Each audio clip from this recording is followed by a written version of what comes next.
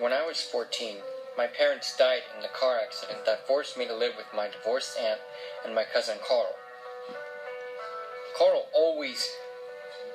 was always coming up with ways to scare me when we were younger. He was older than me by 2 years. I remember one story being an old urban legend myth about a mysterious pig man who wore a severed pig's head and stalked people in the night. I recall him telling me this story during a sleepover when I was 5 and he was 7. Fast forward 8 years, Carl was living in an apartment with his wife, not too far from mine. They were expecting their first child. Last winter, however, Carl murdered his wife at his apartment. The news was truly shocking. I would never suspect Carl to do such a thing.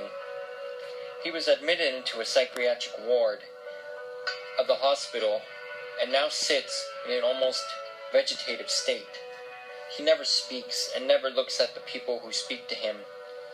He just stares off into one direction, directly in front of him. I visit every once in a while. It deeply depresses me to think of my unborn niece or nephew. I would have been an aunt. I ended up getting a job at this hospital as a nurse, so I could visit my cousin every day. I worked the graveyard shift from 8 p.m. to 4 a.m. Only about 2 months after Carl's admission into the hospital, I was working around 2 a.m. when I heard a loud, panicked shouting coming from the room next to him. I ran to find that the patient in the room, who was bandaged and attached to several IVs, was screaming at the wall and in the corner of the room. Several other nurses had to run and assist me in sedating him. As he got more violent with us attempting to calm him, I learned from another nurse that he had just awoken from a coma after getting hit by a car, and that the screaming was a side effect of the morphine. His reasoning for being in the psych ward weren't made clear, but the guy was apparently only in his 20s and had a low-paying job at McDonald's. I checked in on Carl to find him doing the usual, staring into the blankness. When I got home, I drifted right off to sleep the moment my head hit the pillow. These hours were killing me, but money's tight here in Chicago, and I have to get by somehow. The pay is pretty good, so I just have to get used to the schedule. My dreams were absolutely surreal. They always have been, but since the Carl incident, they have been worse, mostly playing out with flashbacks to the old days with Carl and I. This particular one had me standing in the middle of a graveyard amongst heavy snowfall. The grave in front of me reading simply, Lori, my name. I looked around to see no other graves were in sight, with everything but the grave with my name being obscured in the snow. I stepped over my grave and walked straight until I saw a blackened figure ahead of me in the outline of a man. I walked towards it, and it walked towards me, and he came into focus.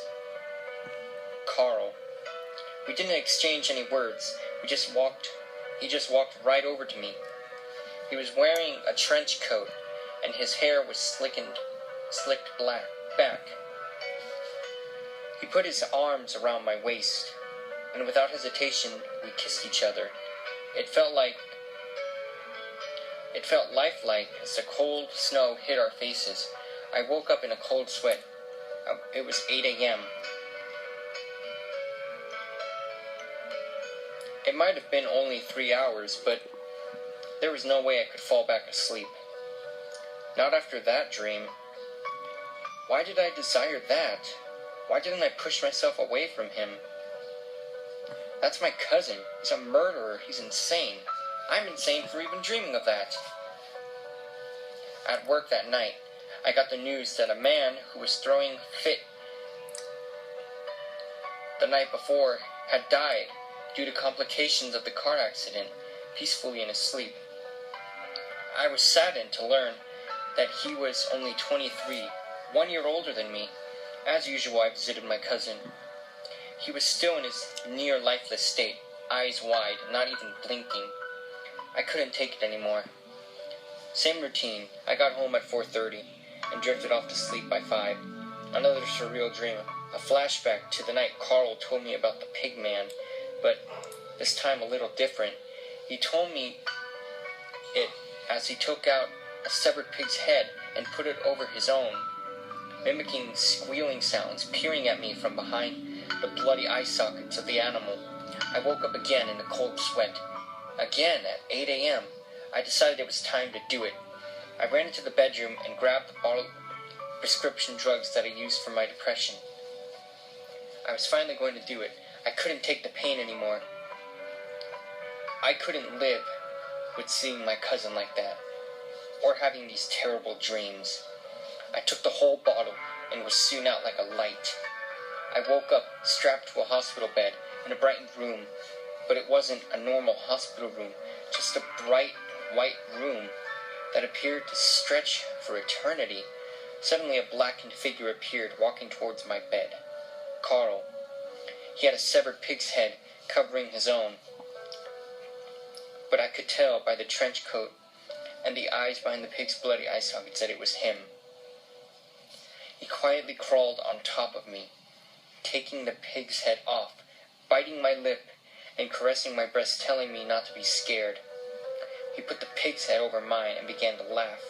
I watched as he walked away and dissolved into the white cloudy atmosphere that surrounded the bed. This time it wasn't a dream. It was my own personal hell.